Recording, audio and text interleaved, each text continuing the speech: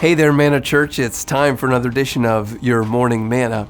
And the way I think about these a lot of times is just how I do my devotions. When I spend my time with God, I open up His Word, and I'm always looking for Him to drop something on me. And that doesn't mean that He shows up in my room or my bathroom or my bed or wherever I'm reading the Scripture and like, hey, Jonathan, look at this. It's just that as I read through, and sometimes that's on my Bible, sometimes that's on my phone, that there's just something to this verse. It stands out to me. I start to wonder, what does that really mean? Or it makes a little bit of a deeper impact in my life. It makes me pause and go, wow, man, I needed that. Or I need to adjust how I'm living my life a little bit. A lot of times that's even some of the most valuable stuff. It's not necessarily what I want to hear when I read the Scripture, but Jonathan, this is where you need to make a little shift. So I just want to kind of invite you in to some of my recent devotions. If you're reading through the Bible reading plan along with us, we were a little while ago, we're reading in Proverbs chapter 17. So I'm just reading along, enjoying myself, and I hit verse 10, and then I pause. Let me read you verse 10. A rebuke goes deeper into a man of understanding, another translation, into a wise man, than 100 blows into a fool. I just paused my reading, and I started to think about that.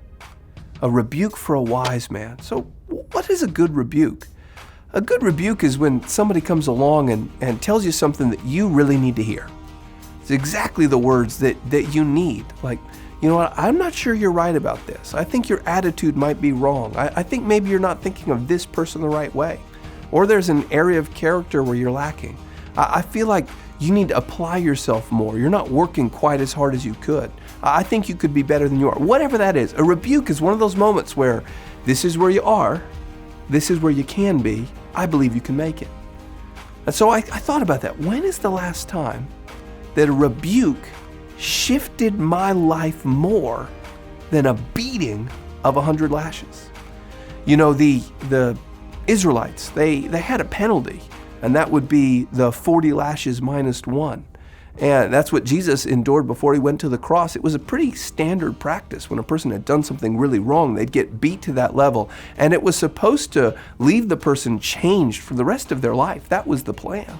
And everybody else who'd see them would know the depth of their foolishness so that they had endured that. So I think, 100 lashes, how big would that be? And so I started to say to myself, you know what, Jonathan? Let's be the wise man. Let's be the guy who, when I interact with others and they speak into my life, I want that to change me. I want to be the wise person that lets that go deep. So I don't know where you are. Maybe you don't even need that. That's just a word for my devotions. But maybe all of us should look at those wise rebukes from those who love us and say, you know what? I'm going to make a change. I'm going to let you make me more like Jesus. Let's be wise people as we interact with others. God bless you. Have a great day.